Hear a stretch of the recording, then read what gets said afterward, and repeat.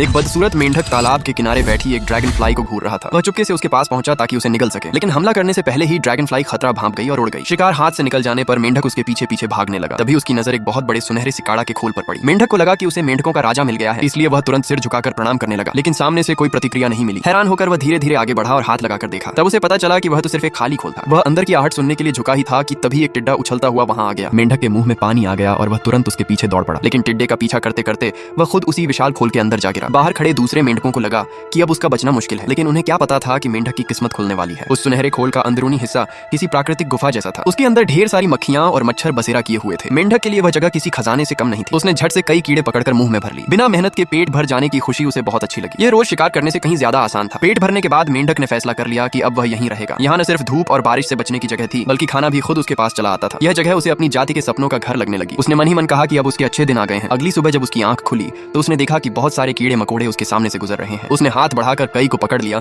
और आराम से पेट भर लिया। पेट भरने के बाद वह बाहर निकलना चाहता था, लेकिन फिर उसे डर लगा कि कहीं कोई और इस खजाने के बारे में न जान जाए। काफी सोचने के बाद उसने यहीं रहने का फैसला कर लिया। कुछ देर बाद फिर बहुत सारी मक्खियां अंदर आ गईं और मेंढक ने बिना किसी मेहनत के फिर से भरपेट भोजन कर लिया। खाना खाने के बाद वह आराम से सो गया। उसी समय चींटियों का एक दल अपने शिकार किए हुए कीड़ों को लेकर वहां से गुजर रहा था। उनके शोर से मेंढक की नींद खुल गई। उसने उन्हें भी झट से निगल लिया। कुछ ही देर बाद आसमान से मूसलाधार बारिश शुरू हो गई। आसपास के कीड़े मकोड़े बचने के लिए उसी खोल में आकर छिपने लगे, लेकिन मेंढक ने अपना मुंह खोलकर रास्ता ही रोक लिया और फिर भरपेट भोजन कर लिया। उसके बाद वह फिर आराम से लेटकर सो गया। इस तरह उसका जीवन चलने लगा। पेट भरकर सोना और सोकर उठते ही फिर खाना। समय बीतने के साथ उसका शरीर पहले से ज्यादा मोटा होने लगा। जो जगह पहले उसके लिए काफी बड़ी थी अब उसके लिए छोटी पड़ने लगी थी, लेकिन मेंढक को इस बात का जरा भी एहसास नहीं था। वह पहले की तरह रोज खूब खाता और आराम करता रहा। एक रात अचानक उसका मन हुआ कि बाहर घूम कर आया जाए, लेकिन जैसे ही वह बाहर निकलने लगा उसका पेट दरवाजे में फंस गया। उसने पूरी ताकत लगा दी मगर बाहर नहीं निकल पाया। उसने दूसरी तरफ से निकलने की कोशिश की, लेकिन नतीजा फिर भी वही रहा। जब उसे लगा कि अभी बाहर निकलना संभव नहीं है तो उसने सोचा कि पहले थोड़ी देर सो लिया जाए। वह गहरी नींद में सो गया और जब उसकी आंख खुली तो सुबह हो चुकी थी। सूरज की तेज रोशनी उसकी आंखों में चुभ रही थी। गुस्से में उसने दीवारों को पीटना शुरू कर दिया ताकि रास्ता बड़ा हो जाए, लेकिन उसकी कोशिशें बेकार थीं। उससे भी बुरी बात यह थी कि अब उसके सामने फिर बहुत सारी मक्खियां उड़ रही थीं। उन्हें देखकर वह पूरी तरह निराश हो गया। अब उसे समझ में आ गया था